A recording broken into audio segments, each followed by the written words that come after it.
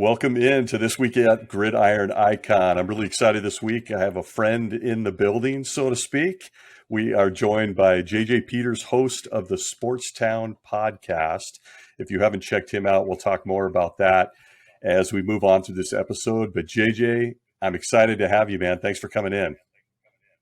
Yeah, thanks for having me. And I'm ready to talk about whatever you want to talk. I know we're going to talk about Lamar Jackson, but I'm definitely excited. Thanks again. Yeah, you're one of the few people I could probably hit with just about anything, and you'd have some great takes. But you're absolutely right. You agreed to spend some time here at Gridiron to talk about Lamar Jackson. You have been on my mind specifically, as I mentioned before we started rolling, that Lamar is just, I don't even know what to say about the guy anymore. I wanted to start there because I know that you're not only a big fan, but you're educated on Lamar Jackson going all the way back to high school. But just taking an early and probably a much too early look at the NFL MVP race, I am, as of right now, putting Lamar Jackson at the top of my list. That's where I thought of you, and I thought, let's have JJ on to talk about Lamar Jackson. So let's do that. But I think it's important that everybody gets to know you. So what you cover all sports on the Sportstown podcast. I mean, I love you were covering the fight a week or so ago. You're covering racing, but what got you into football? Just so we have kind of a base on JJ Peters. So actually, football and basketball are my two favorite sports, at least when I was younger, and it still kind of is. Football is my favorite sport to watch, but basketball is definitely my favorite sport to play. But the whole football story is actually kind of funny. My dad actually was an assistant coach, or actually he was a head coach for a while. Then he was assistant, and now he's just a volunteer assistant coach at the moment. But yeah, my dad was actually a football coach. My grandpa was a head football coach. And my brother, of course, played college for a while. I just played in high school. I never went up to college, but I've definitely had a long time experience of football, and I've always liked it ever since I was born. And that was kind of how I got into it. My family was big into it. Excuse me, but I just always liked football, and of course, Lamar Jackson is my favorite player. He's fun to watch if you go way back to Louisville. So. Yeah, that's pretty much my football story. I love it, man. We're cut from the same cloth. Of course, for those watching on YouTube, you can tell I'm a little bit older than JJ, but I like to joke that, I was running 4.740s in 1984 at 155 pounds, and the NFL never called. I still can't figure it out, man. So another high school football guy here who just loved the game. But, man, learned something new. I didn't know that about your family, that they have you're coming from a coach. You got your own coaching tree now. We could say this is Peter's coaching tree. Yep. Yep, exactly. Kind of funny too, because my grandpa actually he won a state championship back in I want to say 1979, and it was kind of a funny story because my dad played football. I don't know if you've ever heard of this school, but it's called Jefferson High School in Iowa, Cedar Rapids, Iowa, and my grandpa coached over at Hempstead, which is in Dubuque. And it was kind of a funny story because my dad and grandpa actually played against each other. And back then, I don't know if they do districts now here in Iowa. I don't know if they went by conferences way back then, but they were in either the same conference or same district. And they actually played before my dad met my mom and, of course, met my grandpa. So that was kind of a funny story. I think my grandpa, I don't know what the score was, but I know Hempstead won. And that game ended up helping them make the playoffs. And Jefferson, because they lost, they missed the playoffs. And then my grandpa ended up winning a state championship. So that was a pretty crazy story as well. That's awesome, man. Yeah, I've been back to Iowa on business, and I got to tell you, absolutely love the big, really cool wraparound porch houses. Of course, this is a few years ago, so this could be dated, but and the price of those houses, I was like, I should be living in Iowa. So yeah, good for them, man. Great on the high school football circuit. We're big Friday Night Lights people over here. So I couldn't love that more. I'll have to dig around on your history. That's awesome. Okay. So let's jump up to today. Lamar Jackson. I mean, I don't know if we've ever seen anything like this guy. And I don't want to hear Michael Vick or Randall Cunningham. Michael Vick's even gone on record and said he's way better than me. Yeah, he's way better than me. So I wanted to bring you in and talk about what he's doing this year. And he's 24 years old. Yeah. I mean, and the stuff he's doing. I want to give you a chance to talk, but what are you seeing this year that maybe is even more special than past years, or do you just think he's maturing? I mean, he's just getting better. Well, the thing about Lamar Jackson, every year he's gotten better. I think for a long time they said, "Oh, he's got to become a better passer." He's a better passer now. He's, I think, what, sixth in the passing yards, and I think he's on pace to throw for over 4,000 yards. I think he's got 392 yards rushing, so I don't know if he's in the top 10 anymore. But he's definitely getting better at passing, and of course he's come from behind. People said, "Oh, we can't play from behind." Now he's done that. I was listening to Colin Cowherd earlier, and he actually said that Lamar needs to not take as many hits, and you can definitely tell he's not taking as many hits now. Now, every once in a while he kind of does it, but he doesn't take as many hits now. And of course, how many injuries the Ravens had. Their top 3 running backs were out. His starting left tackle is now out for the year. I think Rashad Bateman, who finally played last Sunday, was out. Miles Boykin. Like, there's been so many injuries, and yet he's still playing well. Right now, as you mentioned, top in the MVP race. I mean, we're still technically early, and there's still a lot of guys in the running right now. But I definitely think Lamar Jackson should be up top, a number 1 or somewhere in the top 3. But yeah, I couldn't agree more, man. I think it was even Pro Football Focus today popped out something on Twitter asking who's your MVP, and Lamar Jackson wasn't even listed. And you'll see my response. It's unbelievable what he's doing, and you just highlighted it. He's doing this without his starting tackles. His entire running back core has been decimated. I mean, Dobbins was going to be the perfect complement to him. And then Gus Edwards, okay, he can come in and pick up where Dobbins left off. He's out. Is it Justice Hill got hurt? Mm-hmm. Yeah. I mean, this is unbelievable. You went through his stats. He's completing 67.5% of his passes. And I think you could probably tell me he's not supposed to be a quarterback, right? Shouldn't he play wide receiver? Exactly. Yeah. That was the whole knock on him too. It's crazy. Yeah, I mean, you've watched a lot more film since his Heisman Trophy days, and there's guys that go back to his Florida high school days. And I love that he went to Louisville because the coach promised his mom he will play quarterback. Mm-hmm. Yeah, won this little award called the Heisman, and literally, if you look through the guy's accolades, and then you sit back and go, he's 24 years old. Mm-hmm. Yeah. But do you think this year is even we're only we're in week 7 into the NFL season. Do you think this is more special than even his MVP season? I mean, you kind of gave some reasons. I'm repeating myself, but yeah, I think so. And the interesting part about this year is I think I saw another stat. Someone posted something. I can't remember where it was from, but they actually said Lamar Jackson, for the most part, has better stats than his MVP season, which it's crazy. Now, he does have 5 interceptions, which I don't think he'll throw that many. I think he threw 6 in his MVP season, which I think is only his concern. And I think he did throw 2 versus the Chargers, but both times I think he was looking for Rashad Bateman. So that will eventually – I don't think he'll throw as many. I could see him maybe – I don't think he'll even throw 10, but we'll find out what happens. And then there's been a few, like the thing about too is Hollywood Brown is a great receiver. He's either a boom or bust. He's great in he's great in primetime games, but when it comes to just those regular season 1 o'clock games or even the 3:25 games, he seems to take a step back because he's dropped 2 or 3 touchdown passes. So, and I know he did one against the Chargers, but yeah, I think this year is going to be more special. And I think it makes me annoyed too when people say this, that, oh, the NFL is going to figure him out.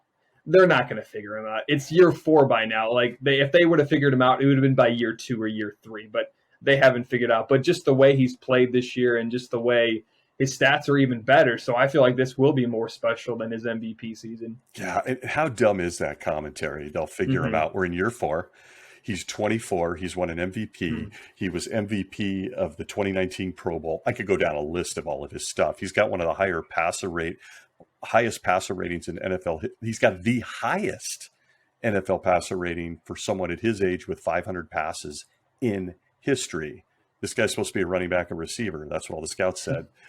I mean, I got a bit. It took me time to be a believer, but yeah, I mean, you really begin to realize they're going to figure him out. He doesn't have either of his starting tackles. He's down to we're going to get to his running backs.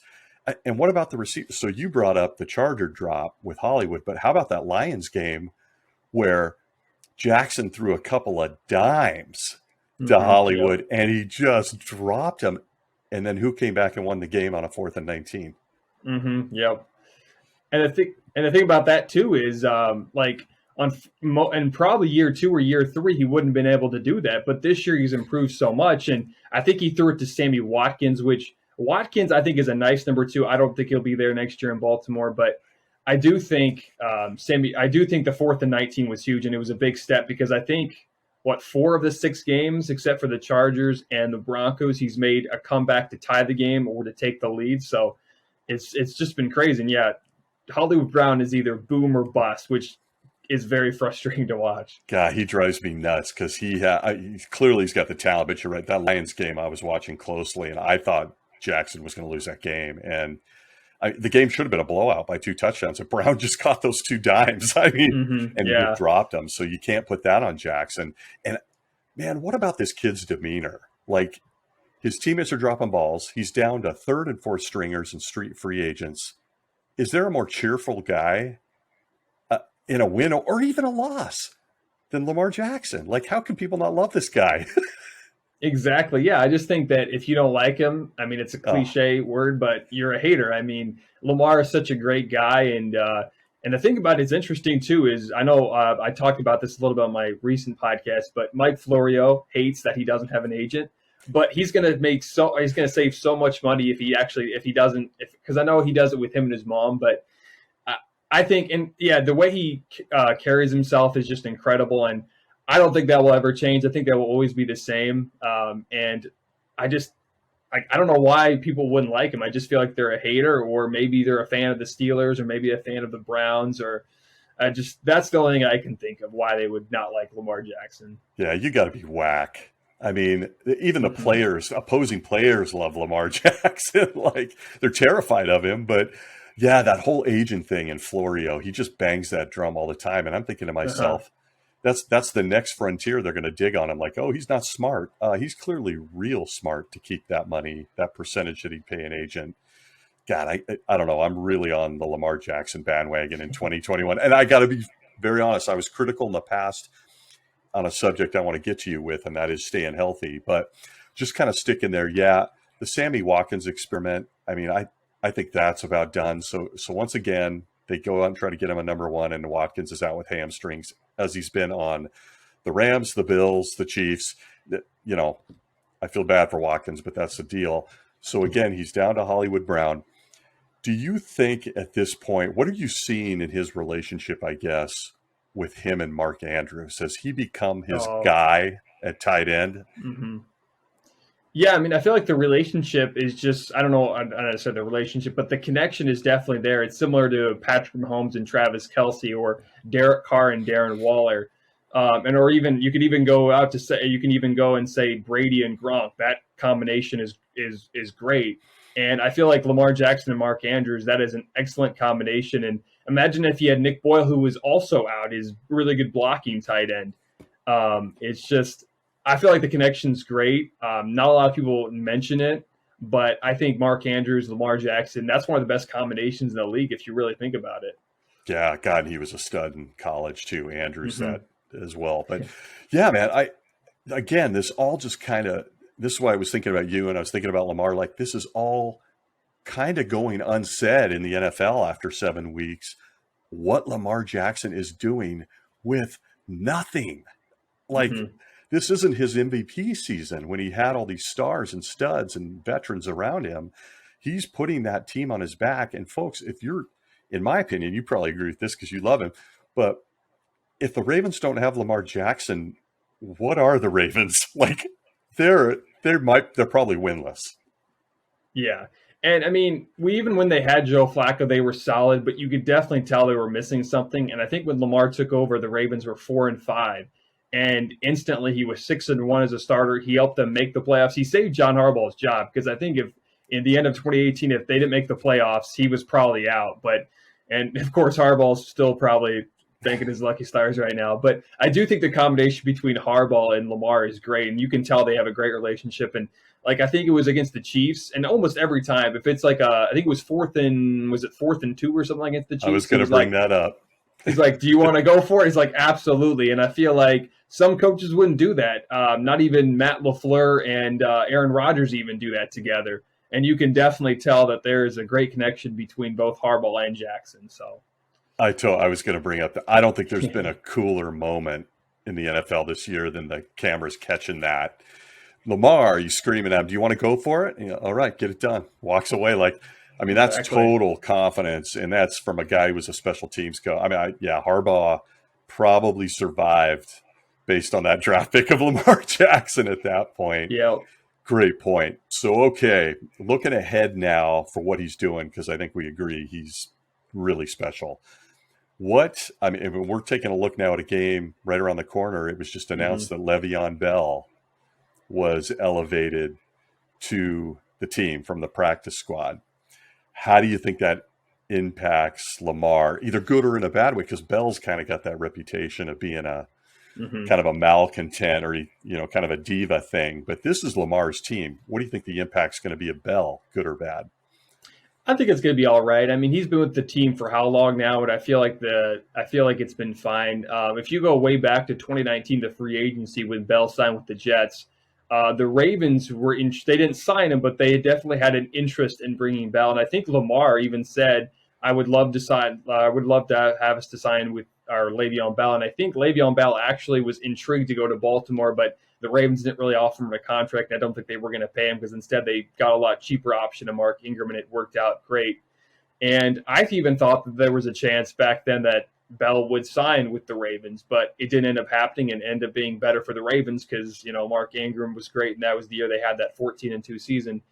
I think it's going to be all right. I think Bell and Lamar have a pretty good relationship, and I don't think it's going to really mess anything up. I mean, he had a touchdown versus the Chargers last week. I think he had like 3 carries for 9 yards or something like that.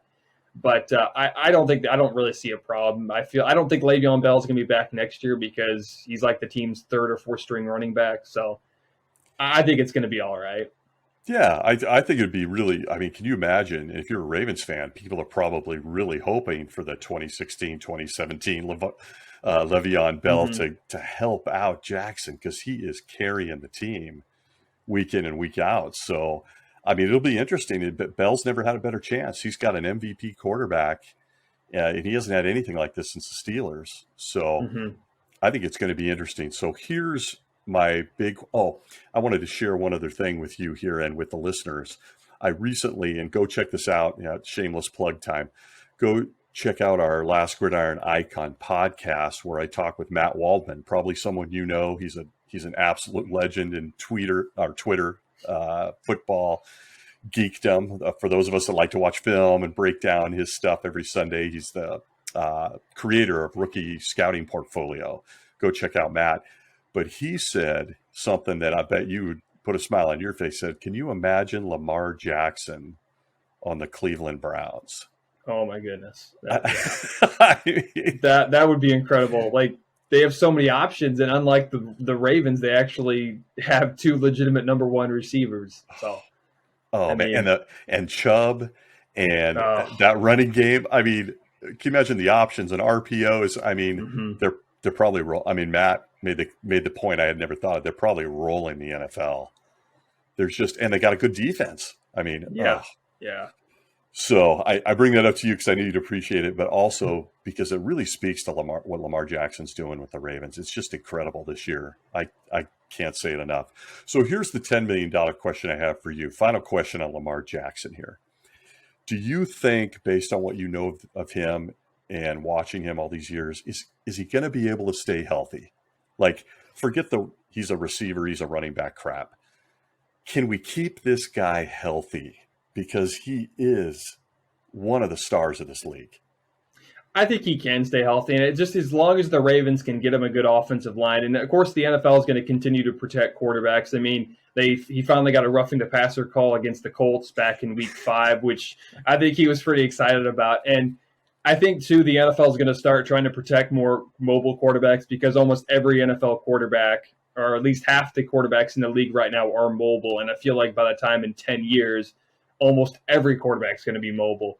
And maybe Belichick's quarterbacks aren't going to be ever mobile, but I think he's going to be able to stay healthy. And even if he lasts 15 years, or even if he lasts like 12 or 14 years, that's still a long time. I mean, Cam Newton lasted, I mean, how long did he last? 9 years or something like that? He had 6 years of really good, and then those last 2 or 3 years weren't good. But even if he lasts 12 or 14 years, that's still really good. And I mean, he might have 2 or 3 MVPs then. Hopefully he's got a few Super Bowls, but as long as the NFL continues to protect quarterbacks, and they're going to start protecting them even more with mobile, and then of course, as long as the Ravens get him a good offensive line, and eventually I hope the Ravens get him a number 1 receiver, but that's another question or another answer for a different time. But I think as long as they get him the protection, he's going to stay healthy, I think. God, I hope so, man.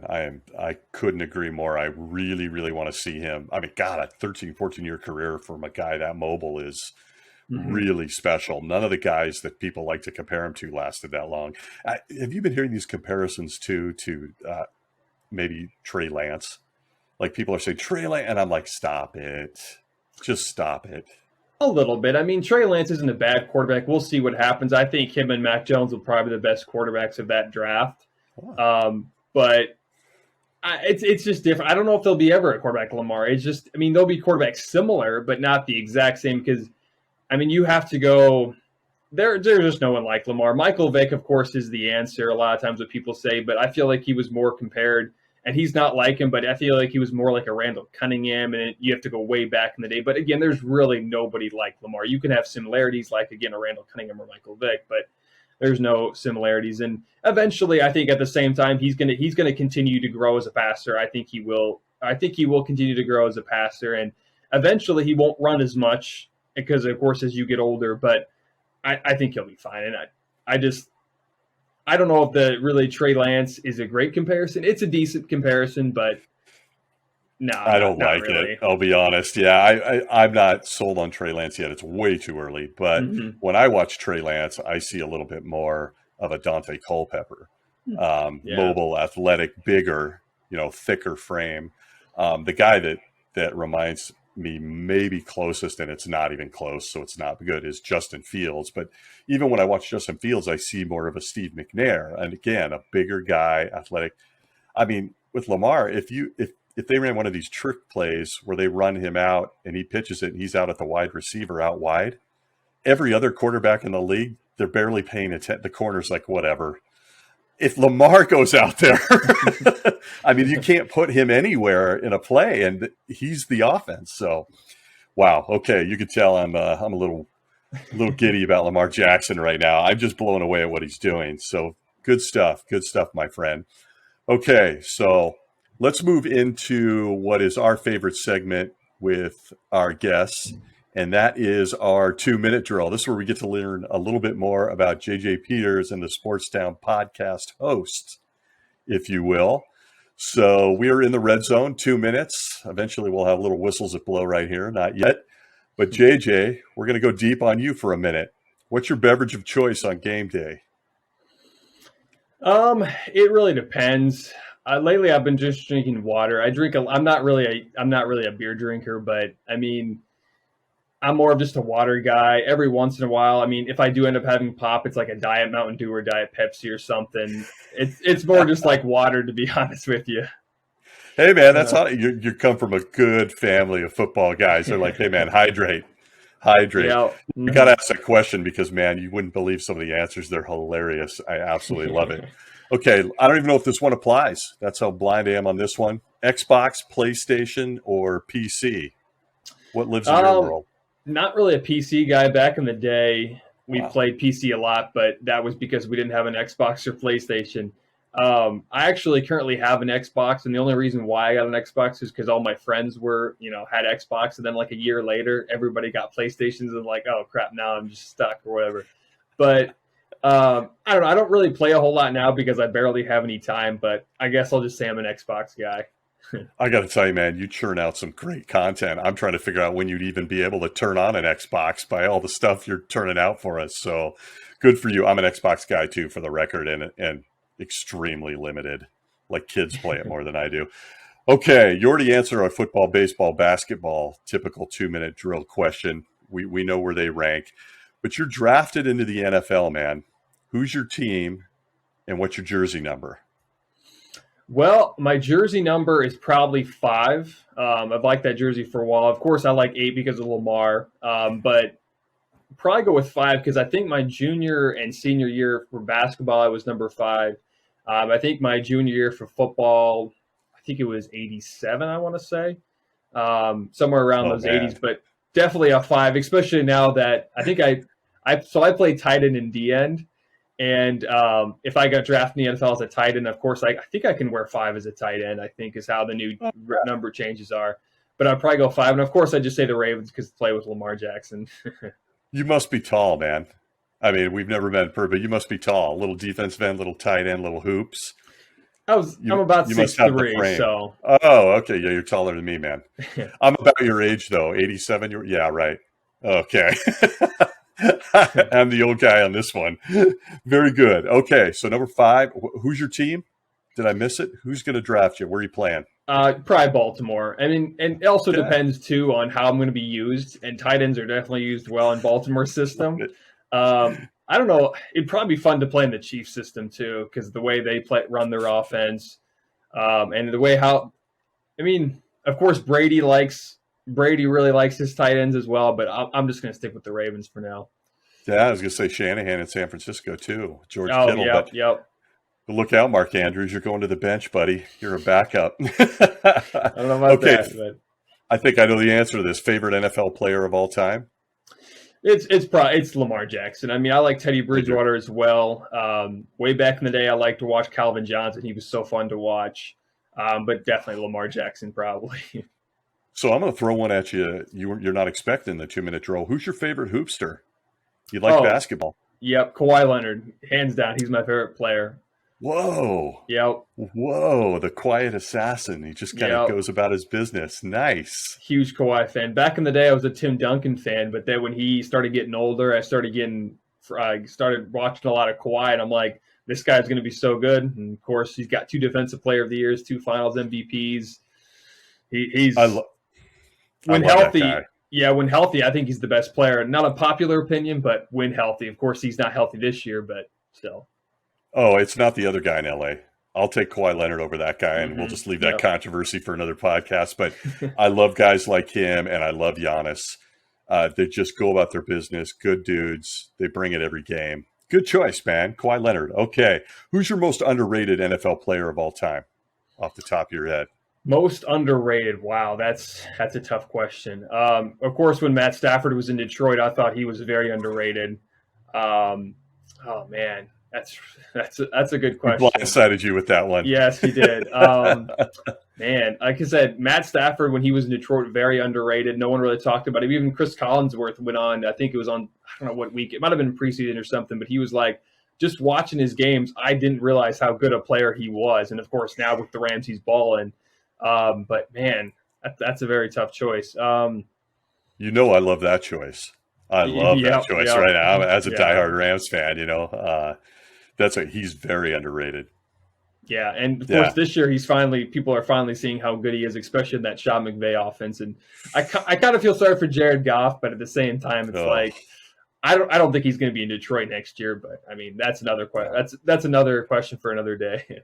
That's another podcast. I'd love to pick your brain on that because I'm not a Goff apologist. I bleed for him, but there's a big background. We'll have to share that and get on the air with that at some point because I feel bad for him, and I'm not sure kids should even watch that game on Sunday between the Rams and Lions. That's not going to be pretty at all. Aaron Donald cut loose on Penei Sewell, who's just been getting destroyed by everybody. Oh, man. Jared, you might get sick that day. Okay. So, a couple more quick on the 2-minute. As you can tell, it never stays to 2 minutes. But real quick, college or pro football? Because I know you love them both. I like them both, yeah, but I prefer the NFL a little more. Me too. I don't know, It's easier to follow, and of course I'm working a lot on Saturdays, so it's very hard to keep up with college. But I keep up with Louisville definitely, but I'm just more of an NFL guy.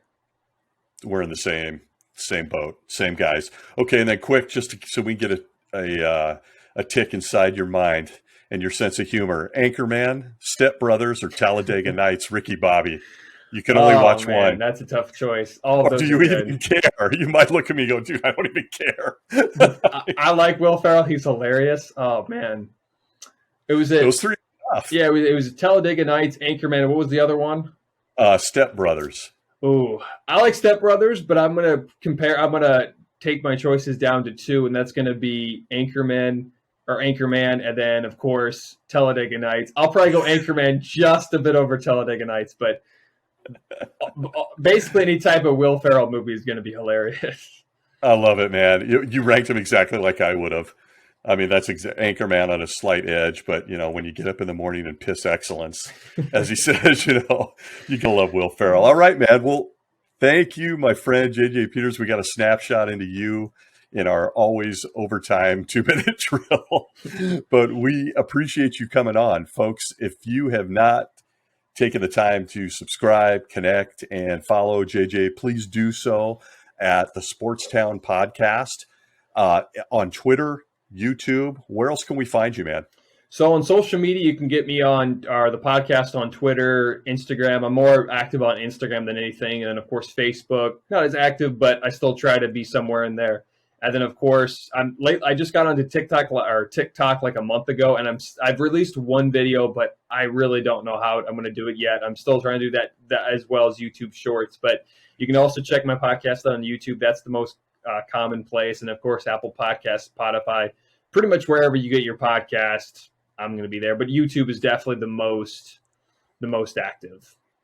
You got a great channel there, man. So folks, go check him out at the Sportstown Podcast. I too just started TikTok for Gridiron Icons, so I'm going to chase you down on there and follow you and go check it out. We've only got a few up too, man. If you're not a beautiful girl, I'm not even sure why people are going to want to watch this, but we're gonna give it a shot. So we'll go follow you, man. Thank you, my friend. I really appreciate you taking time out of a very busy schedule. You're one of the more really aggressive content creators. And folks, not just football, go follow JJ for all the other sports, even some of those that don't get attention, like the golfs of the world and the UFCs and the car racing. Go follow JJ. My friend, thanks for coming on.